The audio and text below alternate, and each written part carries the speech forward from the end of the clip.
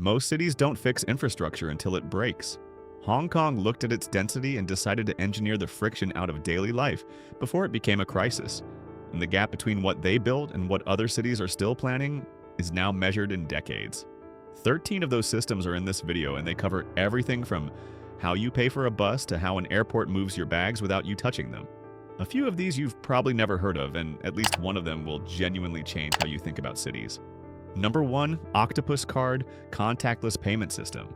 In the mid-1990s, Hong Kong's MTR was moving millions of people through the same stations every single day, and paper tickets were slowing everything down at every single gate. The Octopus Card launched in 1997 as a stored value contactless card, and it processes a transaction in about 0.3 seconds because the money lives directly on the chip, not on a remote server, so it doesn't need a network connection to work. That also means it keeps working when back-end systems go down. Within a few years, it spread to convenience stores, parking meters, school canteens, and vending machines. London built something similar 6 years later, and most European cities still only use their cards on transit. Number 2. Faster payment system instant transfers. Most bank transfers in Western countries still take 1 to 3 business days to clear, and that delay exists because the system was built around physical bank branches, processing batches of transactions during business hours. The branches are mostly gone, but the delay stayed. Hong Kong's faster payment system processes transfers in real time, any time of day.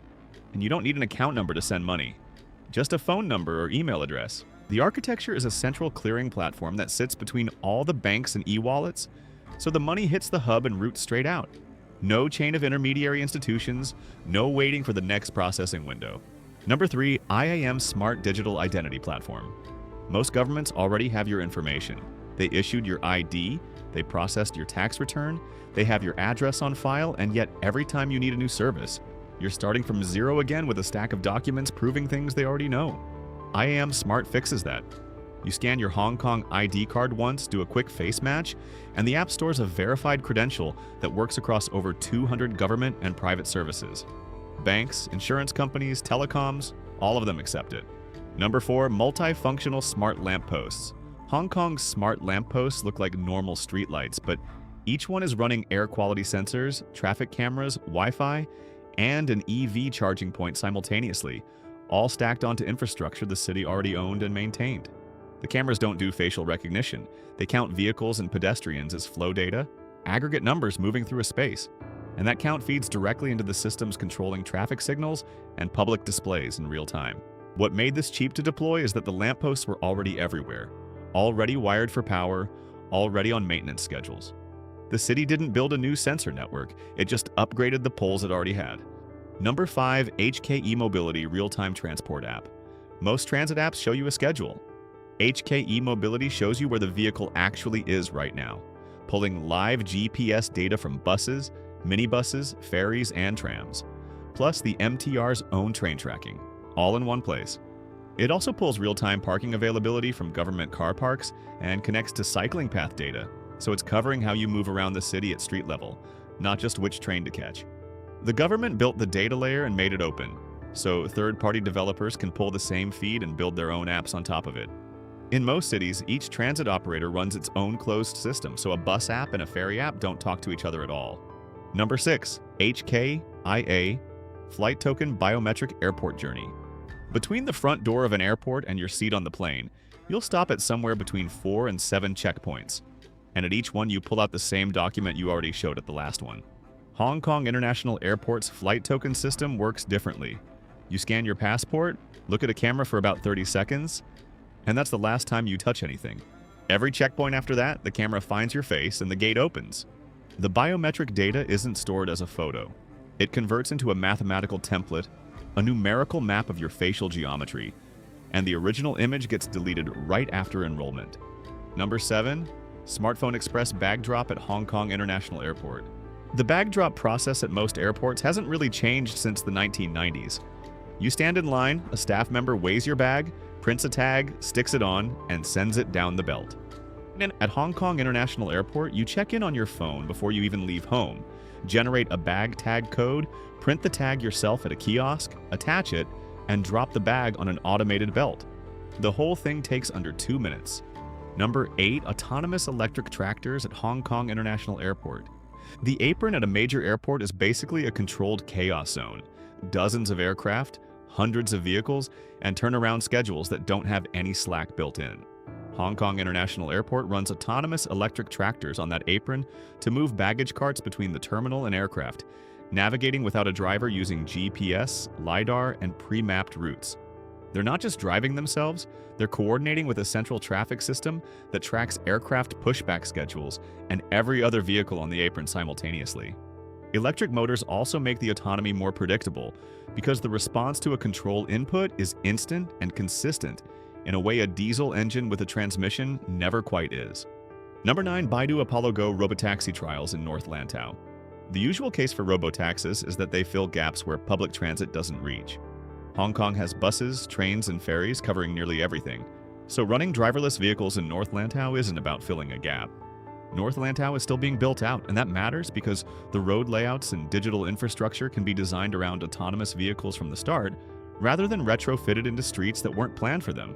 Hong Kong also issued specific permits for driverless commercial passenger operations, which most cities haven't done because the liability questions are still unresolved legally. The North Lantau trial is generating the operational data and legal precedent before any expansion into denser neighborhoods. Number 10. Hong Kong's first electric ferry. Victoria Harbour has had diesel ferries crossing it for over a century, and the hills surrounding the city trap the exhaust, so it sits in the air. Hong Kong's first fully electric passenger ferry solved the obvious problem: zero direct emissions. But the harder engineering problem was charging speed. You can't take a large vessel off a busy route long enough for a slow charge, so the charging connection gets built into the berthing process itself. The ferry plugs in automatically when it docks, charges during the turnaround, and leaves full.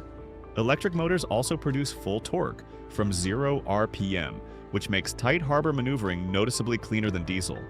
And the noise drop is dramatic enough that passengers mention it unprompted. Number 11. MTR Smart Railway AI Crowd Management Tools. 5 million passengers a day means a platform that fills 30 seconds too fast can back up into a corridor, which backs up into a stairwell, and suddenly a delay is spreading through the whole network from a problem that nobody caught in time. The MTR's AI crowd system watches camera feeds across the station network and predicts where congestion is about to form, not where it already formed. It then adjusts train dwell times and platform screen door sequencing before passengers even notice anything building up. Number 12. EHKD and tokenized digital money pilots. The number in your banking app isn't really money. It's a record in a private database that only holds value as long as that bank stays online and solvent. Hong Kong's EHKD pilot issues digital currency directly from the central bank, so the money is a liability of the government, not a commercial institution.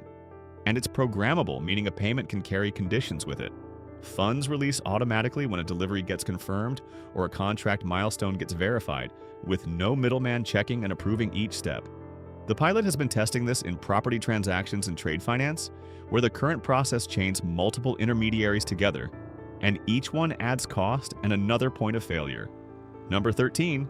Tokenized green bonds in Hong Kong. A green bond is basically a promise. The issuer takes your money, says it's going toward clean energy or low-emission transit or green buildings, and you mostly just have to trust them because verifying it independently is nearly impossible. Hong Kong's tokenized green bonds attach the actual environmental data directly to the bond record on the blockchain, so energy output figures from funded projects link straight to your investment, not to a separate annual report nobody's required to read.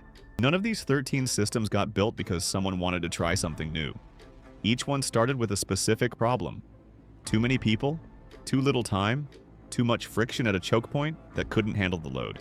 The Northern Metropolis project is now applying that same approach to an entirely new district, where the payment rails, identity systems, and the transit connections get built into the ground before a single resident moves in.